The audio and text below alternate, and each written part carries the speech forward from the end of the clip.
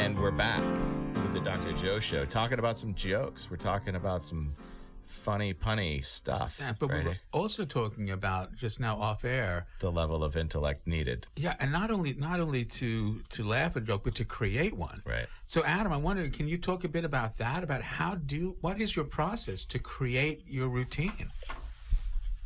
Well, for me, it kind of goes back to Salinger when J.D. Salinger took it. He wrote about write what you would like to read. So I look for humor where I find things funny. I mean, something that strikes me as funny, then I try to kind of reverse engineer the joke to try to give that experience, like the order of understanding that happens, or to create for the listener to the joke of the order of things that I got in order to come to a laugh. So that's the fun part of writing the joke, is you see what made you laugh, and then you have to figure out how that worked on you.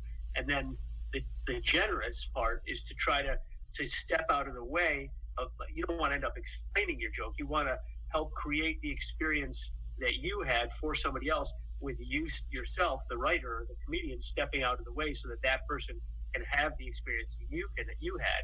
And then that way you can help them sort of get the same thing that you got, which is different than being told, right? You have to be shown. And then when they laugh, you know that audience had that experience or something very close to it. And then you're connected in a way that's as a writer and performer, that's so satisfying, because you bridge that unbridgeable connection to another mind. You know that if they had the same response you did, you've shared something in a way that's really tough to share as a human being any other way. So that's the satisfaction of it. And it takes, some people can just do it naturally and they have a sort of intuitive intelligence about it. And some people have to, really kind of structure it and build it in a more methodical way. Interesting. So can I impose on you to give us, maybe a minute or two of a routine, just so we can hear it, and then maybe try to dissect it down? Well, sure, since I'm here with two psychologists. One psychiatrist, one psychologist. It's much worse. Right. It's even worse than you thought, Adam. Way worse. Geez. Yeah. Well, I grew up in a family that was lousy with shrinks, so I'm sympathetic to your children. So here's what I have a comedian friend who says performing is the best therapy, but I don't know. I find my therapy sessions are some of my best performances. Good. Really, no, I kill in therapy, especially group. I love doing crowd work in group. The one thing I hate, though, is when my shrink heckles. You suck. Your late payments are just passive-aggressive sublimations. Really, I thought they had to be hostile because I hate them. But this one time I was complaining to my shrink that my girlfriend's actually not as good in bed as my wife or her sister. And my shrink said, I think she is. Well, you guys think I should stop seeing my dad as a therapist? This is great. So, Dan, take it away. How would you interpret Adam right now? Well, I would sidestep that entirely. But I would. I'm not paying him. He's supposed to do it. That's right. Don't do this for free. The thing that stuck out to me, the idea of intelligence being a requisite for certain types of humor. There's a couple things there from the evolutionary perspective. The first is, of course, the idea of humor as a social signal can also be humor as a sort of a way of sending affiliative messages in order to show group affiliation, right? You make a joke, certain people get it, certain other people don't. You're able to say, okay, here's my people, right? Here's the people that get me. So there's and that going on. Just to clarify, so affiliation means like people relating to each other. That's right, exactly. Okay. So, And a way to exclude in the same motion. Well, that's right? true. Way to exactly exclude right. too. Who's the in group and who's the out group? Right. Right. Right. The other evolutionary concept that comes up is because good humor can so often rely on intelligence. Humor in and of itself becomes one of those markers that can be attractive in and of itself, right? Because you're sort of displaying your intelligence and therefore your sort of your quality by being able to construct things that are funny, right? Being able to joke, being able to have that as one of your abilities is something that can be inherently sexy.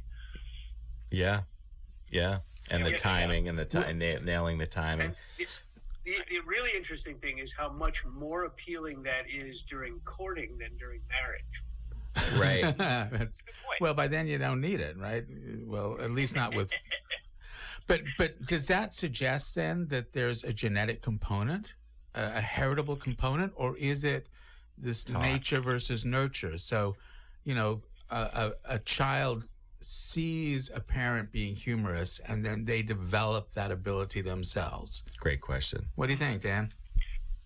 I would say, like most human traits, it's both. Yeah. Right. So there have been studies on the heritability of humor. I don't actually know what it is found to be off the top of my head, but I do know that things like intelligence, personality, interests, social attitudes, all of these things do have a high level of heritability. And just so we're clear, heritability means that how much of the difference in these traits is caused by genetic differences. So when something has a high heritability, means that a lot of the differences in this trait are caused by genetic differences. In other words, humor can maybe one of these things that's highly heritable because intelligence and interests and personality and all of these other things are highly heritable. And so if you look at twins who are identical twins who are reared apart from each other, separated via circumstance and raised in different families, you see that these people tend to have a lot of similarities in the way that they think and act and the things that they like and so forth. And a lot of these have some genetic component. And so that's one of the things that contributes to humor, that genetic basis. On the other hand, nobody really believes anymore that any trait is either one or the other, right. nature or nurture. So it's always that interplay. And so you do, of course, have that critical aspect, the environmental aspect that also plays into it. So that's pretty much your answer for everything. Whenever the question nature versus nurture is asked, as I'm sure y'all well know from being part of this, having done this for so long, right? The way I'd say it is a gene is only as good as its environment, right? I mean, a gene will be expressed in many ways depending on the environment that it's in. That's epigenetics, right? And that's part of that is epigenetics. That's right. Stretch the canvas, brush with my